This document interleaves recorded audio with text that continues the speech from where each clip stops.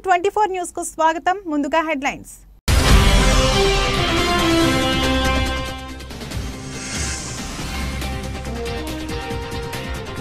మయన్మార్లో భూకంపం, రిక్టర్ స్కేల్పై తీవ్రత 4.5గా నమోదు.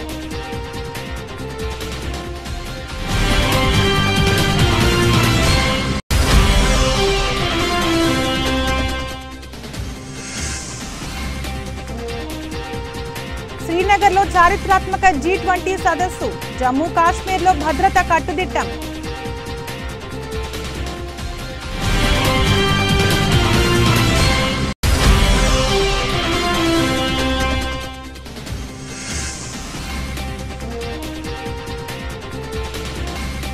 మోదీయే మా నమ్మకం, మోదీ జెలెన్స్కీ సమావేశంపై ప్రపంచం దృష్టి.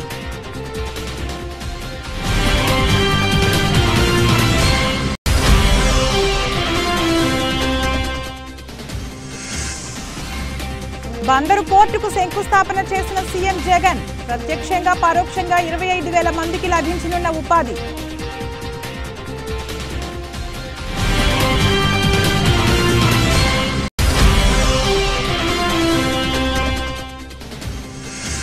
అమెరికాలో బిజీగా కేటీఆర్, రాష్ట్రంలో అవకాశాలపై బలమైన ప్రచారం, పెట్టుబడులతో దిగ్గజ కంపెనీల క్యూ.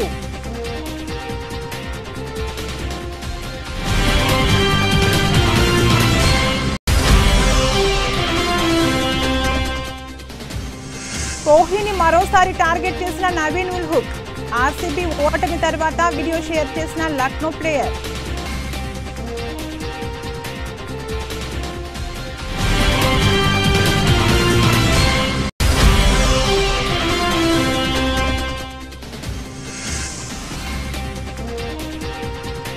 G20 సదస్సులో పాల్గొనబోతున్న రామ్ చరణ్, శ్రీనగర్ కు ప్రయాణమైన మెగా హీరో.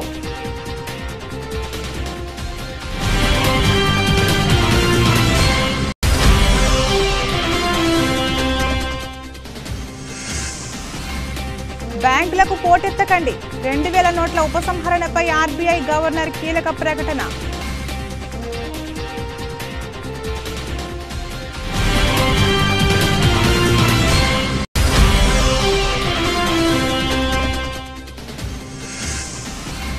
నష్టాల్లో ప్రారంభమై మార్కెట్ల ఊగిసలాట, యుఎస్ మార్కెట్ ఎఫెక్ట్ తో నేల చూపులు చూస్తున్న సూచీలు.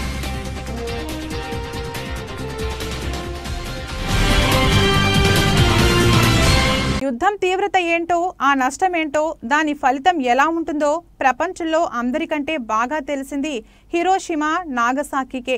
రెండో ప్రపంచ యుద్ధంలో అణుదాడితో అస్తిత్వాన్నే కోల్పోయి 78 ఏళ్లుగా ఆ బాధలను మోస్తున్న హిరోషిమా నుంచే శాంతి సందేశం వినిపించారు భారత ప్రధాని మోదీ. అటువంటి హిరోషిమా వేదికగా ప్రధాని మోదీ రష్యా యుక్రెయిన్ యుద్ధాన్ని ముగించేందుకు అన్ని ప్రయత్నాలు చేస్తానని జెలెన్స్కీకి హామీ ఇవ్వటం, ఇక ఈ యుద్ధానికి ముగింపు కలుగుతుందనే ఆశ కలుగుతోంది. 15 నెలలుగా యుక్రెయిన్పై రష్యా యుద్ధాన్ని కొనసాగిస్తోంది. క్షిపణులతో దాడులు చేస్తూ దేశాన్ని శ్మశానంగా మార్చేస్తున్నారు. ఈ యుద్ధం గురించి ఎవరు ఏం చెప్పినా పుతిన్ మాత్రం తగ్గేదే లేదంటున్నారు. మరోవైపు జెలెన్స్కీ కూడా అమెరికా, యూరప్ దేశాల సహాయంతో తన శక్తికి మించి పోరాడుతున్నారు. ఈ యుద్ధంతో లక్షలాది మంది యుక్రెయిన్ వాసులు దేశం వదిలి వెళ్లిపోయారు. పలు దేశాల్లో తలదాచుకుంటున్నారు. యూరప్ దేశాలు యుక్రెయిన్ వాసులకు ఆశ్రయం కల్పిస్తున్నాయి. ఇంత మారణ హోమాన్ని కలిగిస్తున్న ఈ యుద్ధానికి ముగింపు లేదా? ఇక మనుషులను చంపుకుంటూ ఆధిపత్యం శ్మశానాలుగా మారుతున్న పరిస్థితికి ముగింపు లేదా? ఏ దేశాధినేత రష్యాకు నచ్చ చెప్పరా? ఒకవేళ చెప్పినా పుతిన్ వింటారా అంటే వినని పరిస్థితే ఉంది. కానీ భారత ప్రధాని నరేంద్ర మోదీ వల్ల ఈ యుద్ధానికి ఫుల్ స్టాప్ పడుతుందనే ఆశతో యుక్రెయిన్ అధ్యక్షుడు జెలెన్స్కీకి పలుమార్లు మోదీకి విన్నవించారు. ఇలా దాదాపు యుద్ధం ప్రారంభమై 15 నెలలు జరుగుతున్న యుద్ధానికి ముగింపు లభించడం లేదు. ఉదయం 8:15 భూకంపం వచ్చిందని national centre for seismology NCS పేర్కొంది. రిక్టర్ స్కేల్పై భూకంప తీవ్రత 4.5గా నమోదైందని తెలిపింది.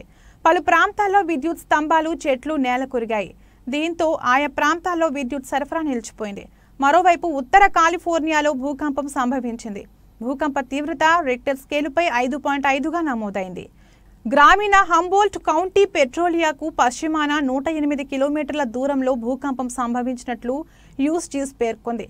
భూ అంతర్భాగంలో 10 కిలోమీటర్ల లోతులో భూమి కంపించిందని వెల్లడించింది.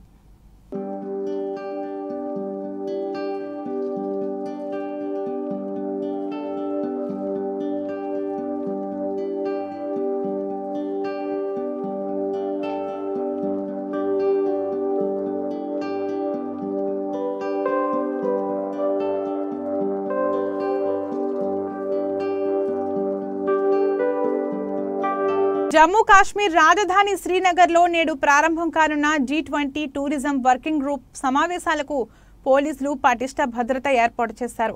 సమావేశం జరగనున్న షేర్ ఏ కశ్మీర్ ఇంటర్నేషనల్ కన్వెన్షన్ సెంటర్కు వెళ్లే మార్గాలతో పాటు నగరం మొత్తం పోలీసుల పహారాలోకి వెళ్లిపోయింది. 2019 ఆగస్టులో జమ్మూ కాశ్మీర్కు ప్రత్యేక హోదా తొలగించిన తర్వాత అక్కడ జరుగుతున్న తొలి అంతర్జాతీయ సమావేశం ఇదే కావడంతో పోలీసులు ఇతర అధికార యంత్రాంగం కట్టుదిట్టమైన ఏర్పాట్లు చేసింది. ఈ సమావేశాలకు G20 సభ్య దేశాలకు చెందిన సుమారు 60 మంది ప్రతినిధులు హాజరు కానున్నారు. సింగపూర్ నుంచి అత్యధికంగా హాజరవుతారని అధికారులు తెలిపారు. మరోవైపు జమ్మూలో ఈ సమావేశాలను నిర్వహించడంపై చైనా ఇప్పటికే అభ్యంతరం చెప్పగా సౌదీ అరేబియా ఇప్పటి వరకు సమావేశాల్లో పాల్గొనడంపై ఎటూ తేల్చలేదు.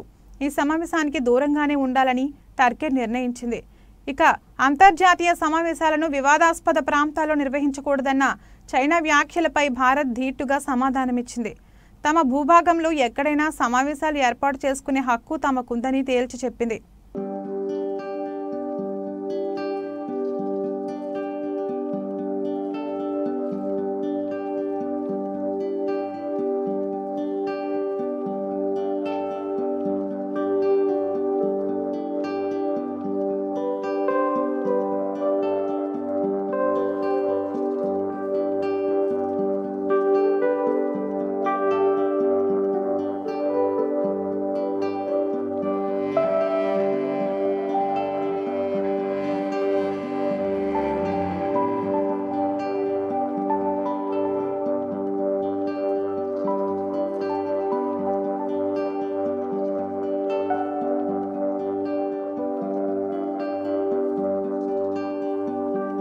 సీఎం జగన్ మచిలీపట్నంలో బందరు పోర్ట్ నిర్మాణానికి శంకుస్థాపన చేశారు.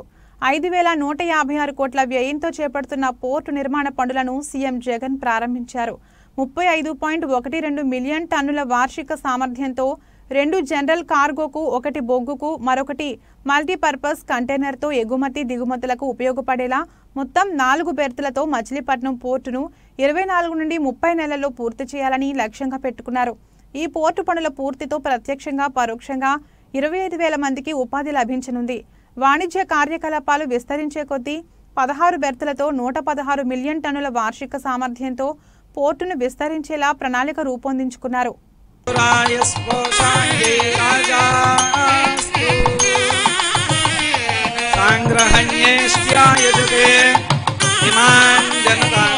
నోట్లను ఆర్బీఐ వెనక్కి తీసుకుంటున్న విషయం తెలిసిందే. అయితే ఆ కరెన్సీ నోట్లను వాపస్ ఇచ్చేందుకు డిపాజిట్దారులు బ్యాంకులకు పోటెత్తాల్సిన అవసరం లేదని ఆర్బీఐ గవర్నర్ శక్తికాంత దాస్ తెలిపారు. సెప్టెంబర్ 30 తర్వాత కూడా 2000 నోటు చెలామణి అవుతుందని ఆయన స్పష్టం చేశారు. ఇప్పుడే బ్యాంకులకు పోటెత్తాల్సిన అవసరం లేదని, ఇంకా 4 నెలలు సమయం ఉందని ఆయన అన్నారు. సెప్టెంబర్ 30వ తేదీనే ఎందుకు డెడ్లైన్లో ఆ నోట్లు ఉన్నట్లు ఆయన తెలిపారు. ఇప్పటికే ఆ నోట్లను ప్రింట్ చేసినట్లు చెప్పారు.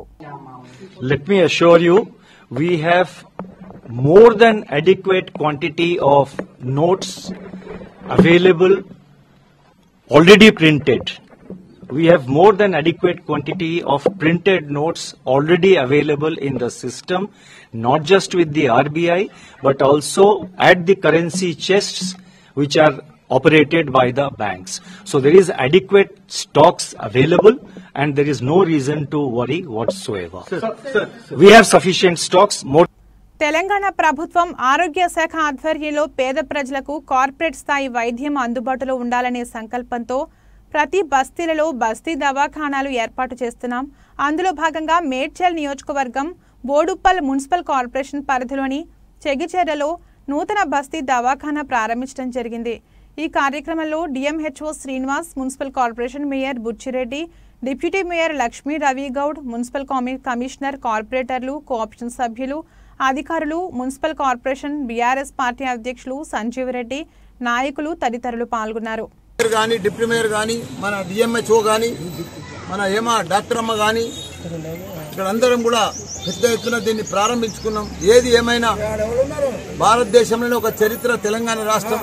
మన సీఎం కేసీఆర్ గారు మన హరీష్ రావు సార్ గారు ఇద్దరు కలిసి పెద్ద ఎత్తున 10,000 కోట్లు కేటాయించి ప్రతి పేదోళ్లకు కూడా కార్పొరేట్ వైద్యం అందియాలని చెప్పి ఈ బస్సు దవాఖానాలు కానీ కార్పొరేట్ హాస్పిటల్ కానీ పెద్ద ఎత్తున మనం నిర్మించుకుంటున్నాము. ఇవన్నీ కూడా ప్రతి పేదోళ్లకు ప్రతి వాళ్ళున్న బస్తీలనే దగ్గరనే వైద్యం వాళ్ళకు అందుబాటులో అందించిన ఘనత కూడా మన సీఎం కేసీఆర్ గారు. ఇప్పుడు మనం వాళ్ళకు 24 గంటలు ఈ బస్సు దవాఖానా మందులు కానీ టెస్టులు కానీ ప్రతి ఒక్కటి కూడా ఇక్కడ చేసుకోవచ్చు ఏదైనా. ఎందుకంటే ఇంతకుముందు బస్సు దవాఖానాలో మన గవర్నమెంట్ హాస్పిటల్కి పోవాలంటే చాలా ఇబ్బందికరం ఉంటుంది కాంగ్రెస్ ప్రభుత్వం. ఇప్పుడు మన ప్రభుత్వం వచ్చినాక వైద్యం అందరికీ కూడా అందుబాటులో తీసుకొచ్చారు. వైద్యం 10,000 కోట్లతోటి అందుబాటులో తీసుకొచ్చారు.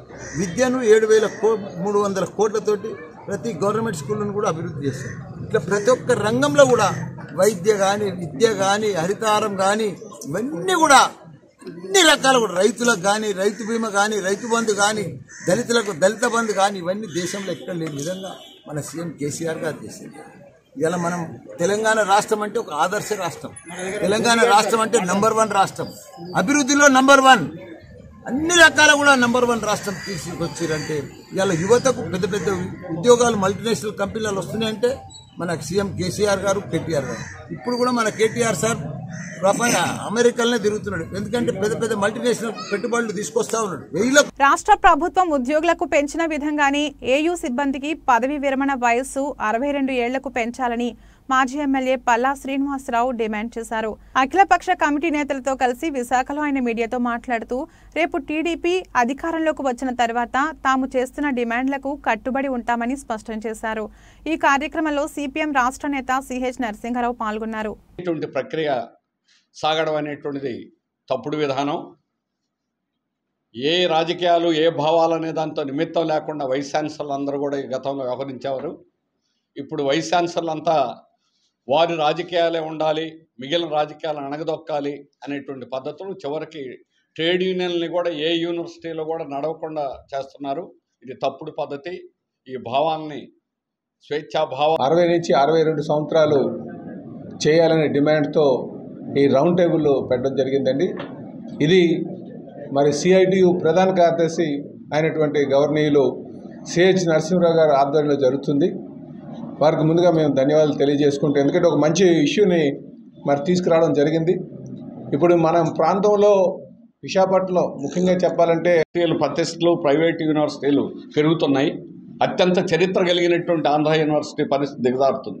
అందుకని ఈ దిగజారుడి పద్ధతి నుంచి కాపాడాలి. ప్రభుత్వం సరైనటువంటి చర్యలు తీసుకోవాలి. నేను ముందు చెప్పినట్టుగా ప్రధానమైనటువంటిది ఆంధ్ర యూనివర్సిటీలో కూడా స్వేచ్ఛా భావాలు, ప్రజాస్వామ్య భావాలు, అన్ని రకాల భావాలు ఉండేటువంటి విధానాన్ని అమలు జరగాలి. అది ఈరోజు చాలా కీలకమైనటువంటి వయసుని పెంచడం జరిగింది. కానీ ఇవాళ ఆంధ్ర రాష్ట్రంలోనే పెద్ద దిక్కుగా ఉన్నటువంటి ఆంధ్ర యూనివర్సిటీలో మాత్రం 62 ఏళ్ళ కానీ దాని మీద ఏంటి అసలు వాళ్ళకు ఉన్నటువంటి అభిప్రాయం ఏంటంటే స్పష్టంగా చెప్పకుండా ఇవాళ ఉద్యోగులతో పనిచేస్తూ 15 నెలలు అవుతున్నా ఈ రోజు కూడా వేతనాలు కానీ లేదా రిటైర్మెంట్ బెనిఫిట్స్ కూడా ఇవ్వకుండా వేధిస్తున్నటువంటి అనేది చాలా సిగ్గుచేటైన విషయం. అదేవిధంగా ఇవాళ యూనివర్సిటీలో షాద్నగర్ లో లక్ష్మీదేవిపల్లి రిజర్వాయర్ నిర్మాణం కోసం చేస్తున్న మహాధర్నాలో వైఎస్ షర్మిల పాల్గొన్నారు.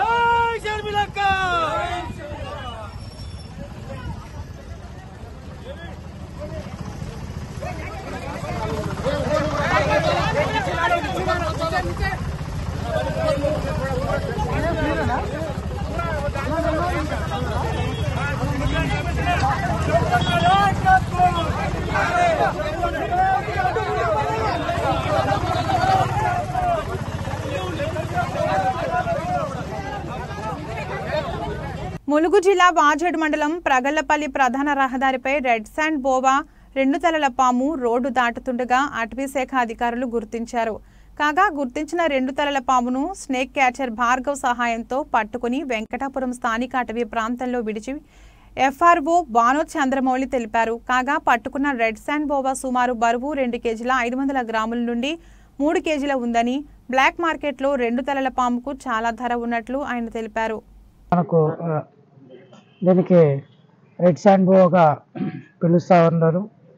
దీని మీద అనేక అపోహాలు ఉన్నాయి, ఏవేవో నమ్మకాలు ఉన్నవి. అవన్నీ మూఢనమ్మకాలు. ఇది సాధారణమైన పాము లాగానే ఇది కూడా ఒక పాము.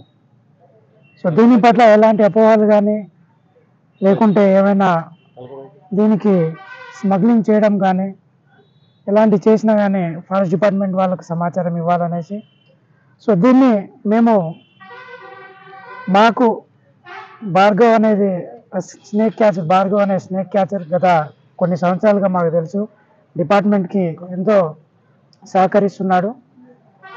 ఇదే కాకుండా ఇదే ఫస్ట్ టైం కాకుండా ఇంతకుముందు కూడా డిపార్ట్మెంట్కి ఎన్నో పాములని బయట ప్రమాద స్థితిలో ఉన్న పాములను కానీ లేకుంటే ప్రజల నుంచి రెస్క్యూ చేసి పాములని చాలా అడవులో వదలడం జరిగింది. ఈ సందర్భంగా భార్గవ్కి సర్వేశ్వరరావు గారికి నా ప్రత్యేక ధన్యవాదాలు. ఇక ముందు కూడా ఏమైనా ఇలాంటి ఇన్ఫర్మేషన్ ఉంటే వాజేడు వెంకటాపురం మండల పరిధిలో ఏమైనా ఉన్నా మాకు తెలియజెప్తే మేము దీన్ని రెస్క్యూ చేసి సేఫ్ ప్రదేశంలో మేము వదలడానికి ప్రయత్నమిస్తాము. సో మరొకసారి భార్గవ్కి మరియు సర్వేశ్వరరావు గారికి 6-7 సంవత్సరాలుగా ములుగు జిల్లా వెంకటాపురం వాజేడు మండలాల్లో స్నేక్ క్యాచర్గా సోషల్ సర్వీస్ చేస్తున్నా. ఆ నేపథ్యంలోనే నా సహోదరుడు కార్మికుడు ఎన్నమల్ల రవి కూలి పని నిమిత్తం వెళ్ళి వస్తుండగా ప్రగలపల్లి ఊరి చివరన రోడ్డు దాటుతుంటే ఈ 2 తలల పాముగా పిలువబడుతున్న రెడ్ శాండ్ బోవాని చూసి నాకు కాల్ చేశాడు. కాల్ చేస్తే నేను తక్షణమే సంబంధిత అటవీశాఖ అధికారిని చంద్రమౌళి సార్ని సార్కి ఫోన్ చేశాను. ఫోన్ చేస్తే అక్కడికి అందుబాటులో ఉన్న బీట్ ఆఫీసర్ భవానీ మేడం వారి సిబ్బంది కూడా అక్కడికి రావడం జరిగింది. అది పూర్తిగా ఫారెస్ట్ డిపార్ట్మెంట్ వారి ఆధ్వర్యంలో దీన్ని రెస్క్యూ చేయడం జరిగింది. దీన్ని రెస్క్యూ చేసేటప్పుడు దీని వెనక బాగానే ఒక చిన్న దెబ్బ తగలడం వల్ల దాదాపు ఇది మార్నింగ్ 10:30 ఆ టైంలో రెస్క్యూ చేశాము.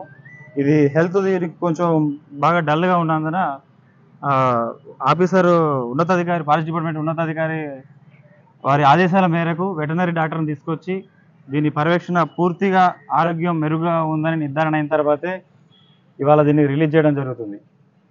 Thank you. అమెరికన్ కంపెనీలు తెలంగాణ వైపు చూస్తున్నాయి.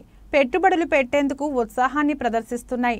ఇప్పటికే రాష్ట్రంలో కార్యకలాపాలు సాగిస్తున్న పలు కంపెనీలు తమ విస్తరణ ప్రణాళికలు ప్రకటిస్తుండగా అంతర్జాతీయ సంస్థలు తెలంగాణలో అడుగుపెట్టేందుకు ఆసక్తిని చూపుతున్నాయి. అమెరికా పర్యటనలో ఉన్న మంత్రి కేటీఆర్ దిగ్గజ కంపెనీల ప్రతినిధులతో సమావేశమవుతున్నారు. ఒకవైపు ఆయన వరుస భేటీలు ఫలితాలు రాష్ట్రానికి పెట్టుబడులను మోసుకొస్తున్నాయి. తాజాగా తెలంగాణలో భారీ పెట్టుబడులకు సిద్ధమైన సంస్థల వరుసలో కస్టమర్ సర్వీసుల గ్లోబల్ దిగ్గజం VXI సొల్యూషన్స్ కూడా చేరింది. మరో అంతర్జాతీయ సంస్థ తెలంగాణలో పెట్టుబడి పెట్టేందుకు ముందుకొచ్చింది. టెక్నాలజీ రంగంలో వినియోగదారులకు వినూత్న సేవలు అందించడంలో దిగ్గజ సంస్థగా పేరుగాంచిన బైన్ క్యాపిటల్కు చెందిన VXI గ్లోబల్ సొల్యూషన్స్ హైదరాబాద్లో తమ డెలివరీ సెంటర్ను ఏర్పాటు చేయనుంది. ఇందులో దశల వారీగా 10,000 మంది నిపుణులకు ఉద్యోగాలు కల్పించనున్నారు. మొదటి 2-3 సంవత్సరాల్లోనే 5,000 మందికి ఉద్యోగాలు కల్పించనున్నట్లు సంస్థ వర్గాలు తెలిపాయి. అమెరికా పర్యటనలో ఉన్న రాష్ట్ర ఐటీ పరిశ్రమల శాఖ మంత్రి కె తారక రామారావుతో VXI global solutions global chief human resources officer Erica Boger King ఆదివారం హ్యూస్టన్లో సమావేశమయ్యారు.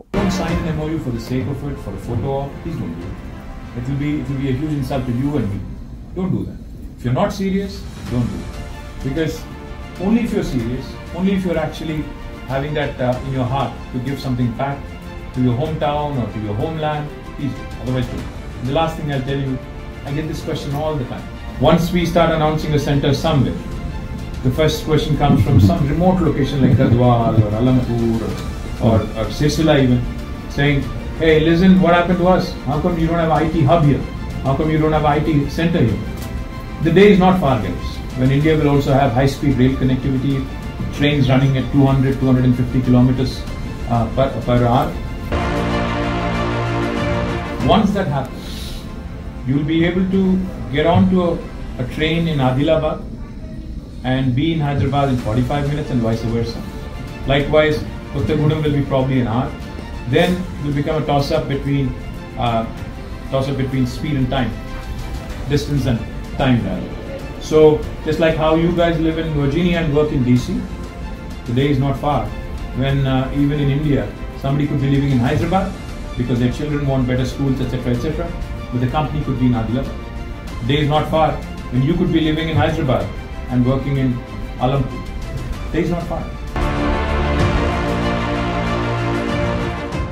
Please deliver on the promise and let's make Telangana a model state. We are already a model state in a number of counts.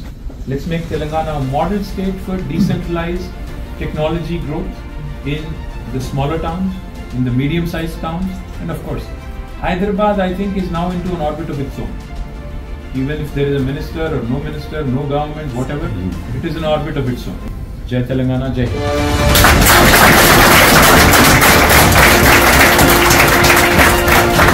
Shivampet మండలం తిమ్మాపూర్ గ్రామంలో పిడుగుపడి మహిళకు గాయాలయ్యాయి. రాత్రి 10 గంటల సమయంలో వడ్ల కొనుగోలు కేంద్రం వద్ద రైతు మంజులకు పిడుగుపడి గాయాలయ్యాయి. వరి ధాన్యంపై టాపర్లు కప్పుతున్న సమయంలో పిడుగుపడింది. చుట్టుపక్కల ఉన్న రైతులు భయాందోళనలతో పరుగులు తీశారు. ఆసుపత్రిలో చికిత్స పొందుతుంది రైతు మంజుల. ఎప్పుడు వర్షం పడుతుంది ఏడా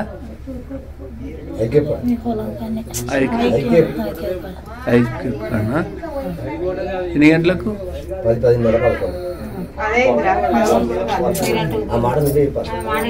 పడిపోయినవా?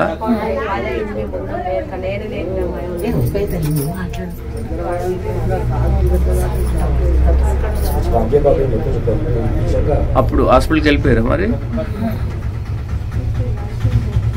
ఎట్లయింది నీకు? మరి ఇట్లా కూర్చున్నట్టు అయింది. కరెంట్ అయితే ఇవి మీద పడేదేమో అనుకున్నా. ఎంత చేతి ఆడ వైర్ లేదు, ఏం లేదు అన్నారు అందరు వచ్చినారు. అవే పడ్డా మీరు అవడానికి ఎంత చేతి చీర కావాలని కూర్చున్నాను. గ్రామీణ ప్రాంత క్రీడాకారులను ప్రోత్సహించడంతో పాటు వారిలోని నైపుణ్యాన్ని వెలికితీసేందుకు ముఖ్యమంత్రి కేసీఆర్ సీఎం కప్ 2023 కార్యక్రమానికి శ్రీకారం చుట్టారని మంత్రి మల్లారెడ్డి తెలిపారు.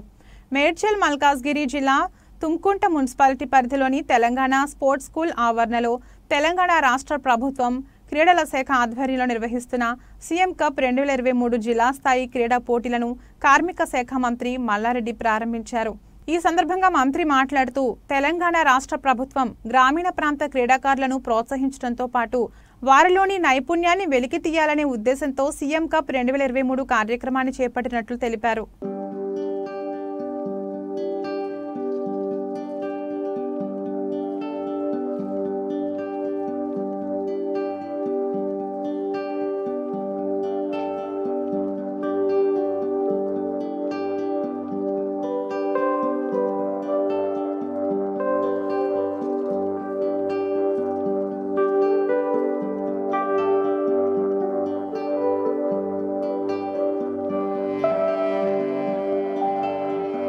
ఐపీఎల్ 2023 టోర్నీ చివరి దశకు చేరింది.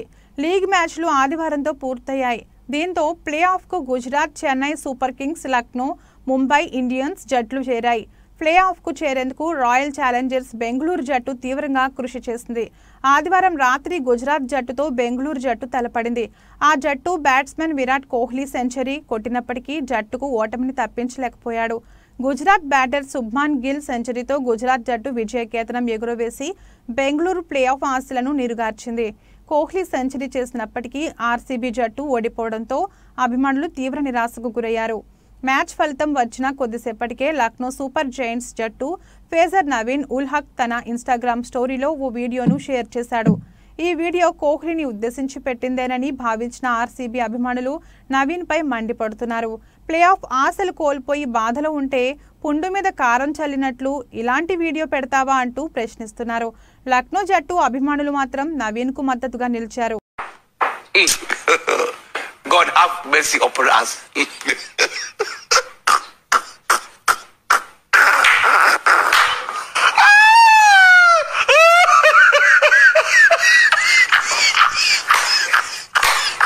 G20 సదస్సు 2023 జమ్మూ కాశ్మీర్ శ్రీనగర్లో నేటి నుంచి జరగనుంది. జమ్మూ కాశ్మీర్కు రాష్ట్ర హోదాను తొలగించిన తర్వాత ఈ ప్రాంతంలో జరిగే మొదటి అంతర్జాతీయ కార్యక్రమం ఇదే. ఈ కార్యక్రమానికి G20 సభ్య దేశాల నుంచి దాదాపు 60 మంది ప్రతినిధులు హాజరు కానున్నారు. దీంతో శ్రీనగర్లో కట్టుదిట్టమైన భద్రతా చర్యలు ఏర్పాటు చేశారు. 3 రోజుల పాటు ఈ సదస్సు జరగనుంది. ఈ సదస్సులో ఫిలిం టూరిజం, ఫిలిం పాలసీల గురించి కూడా ప్రత్యేక చర్చలు జరగనున్నాయి. G20 సదస్సులో ఫిలిం టూరిజం, ఆర్థికాభివృద్ధి, సాంస్కృతిక పరిరక్షణ కోసం ఏర్పాటైన 17 దేశాల సభ్యులు ఉన్న ప్యానెల్లో మన mega power star Ram Charan కూడా ఉన్నాడు. ఈ ప్యానెల్ నిర్వహించే సమావేశాల్లో చరణ్ ఇండియా తరపున పాల్గొనబోతున్నారు. ఇండియాలో ఫిలిం టూరిజం అభివృద్ధిపై చరణ్ మాట్లాడనున్నారు. కాశ్మీర్ని ఫిలిం టూరిజంలో భాగంగా ప్రమోట్ చేయనున్నారు చరణ్. దీంతో నేడు ఉదయం చరణ్ హైదరాబాద్ నుంచి శ్రీనగర్కు వెళ్లారు.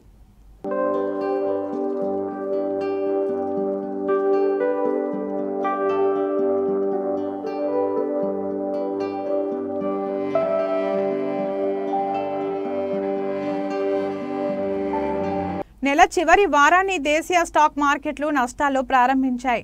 ప్రీ ఓపెన్ స్టేషన్లో సైతం మార్కెట్లు నష్టాలను చవిచూశాయి. ప్రధానంగా మార్కెట్లో నెలకొన్న వోలటాలిటీ దీనికి కారణంగా తెలుస్తోంది. ఉదయం స్వల్ప నష్టాలతో ప్రారంభమైన మార్కెట్ సూచీలు ఆ తర్వాత కోలుకునేందుకు ప్రయత్నిస్తున్నాయి. ఈ క్రమంలో 9 గంటల 21 నిమిషాల సమయంలో సెన్సెక్స్ 85 పాయింట్లు, నిఫ్టీ సూచీ 34 పాయింట్ల లాభంలో కొనసాగుతున్నాయి.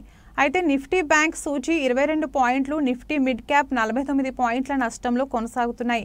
ప్రధానంగా అమెరికా డెట్ సీలింగ్ పై ఎలాంటి నిర్ణయం వెలువడుతుందనే ఆందోళనలు దేశీయ మార్కెట్లను కొంత ప్రభావితం చేస్తున్నాయి. దీనికి తోడు ఆసియా మార్కెట్లు ఫ్లాట్గా కొనసాగడం, అమెరికా మార్కెట్లు నష్టాల్లో ప్రయాణాన్ని ముగించడం కూడా నెగిటివ్ ఓపెనింగ్కు కారణాలుగా ఉన్నాయి. ఎన్ఎస్సి సూచీలో Adani Enterprises, Adani Ports, NTPC, Bajaj Auto, Power Grid, Titan, Divi's Lab, Infosys, Apollo Hospitals, JSW Steel, Tech Mahindra, doctor Reddy's, Wipro, Cipla, Maruti, HCL Tech, Sun Pharma, Bajaj Finance, Reliance, ITC కంపెనీల షేర్లు లాభాలతో టాప్ గెయినర్స్గా నిలిచాయి.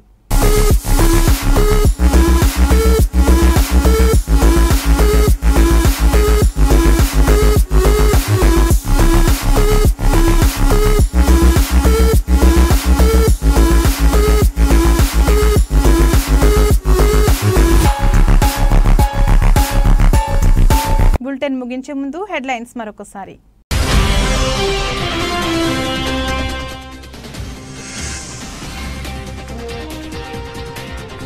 మయన్మార్లో భూకంపం, రిక్టర్ స్కేల్పై తీవ్రత 4.5గా నమోదు.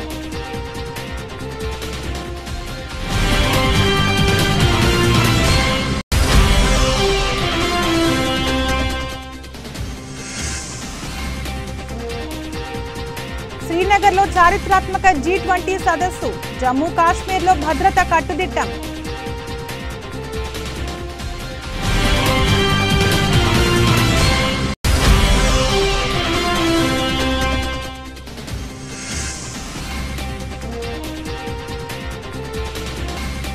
మోదీయే మా నమ్మకం, మోదీ జెలెన్స్కీ సమావేశంపై ప్రపంచం దృష్టి.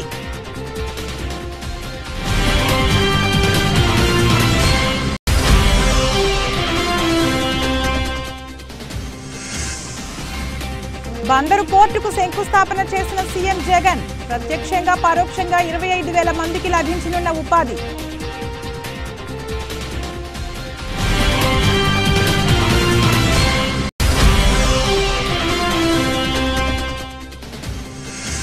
అమెరికాలో బిజీగా కేటీఆర్, రాష్ట్రంలో అవకాశాలపై బలమైన ప్రచారం, పెట్టుబడులతో దిగ్గజ కంపెనీల క్యూ.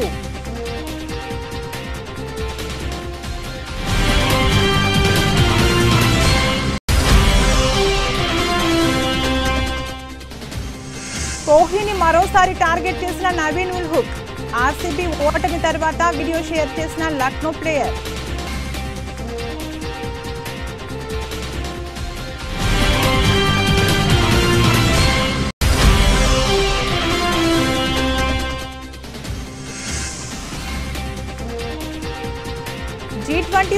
పాల్గొనబోతున్న రామ్ చరణ్. శ్రీనగర్ కు ప్రయాణమైన మెగా హీరో.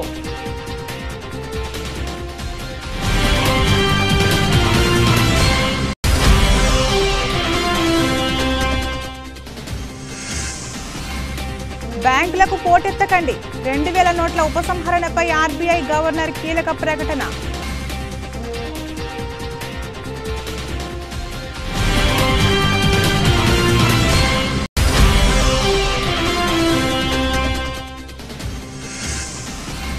నష్టాల్లో ప్రారంభమై మార్కెట్ల ఊగిసలాట. యుఎస్ మార్కెట్ ఎఫెక్ట్ తో నేల చూపులు చూస్తున్న సూచీలు.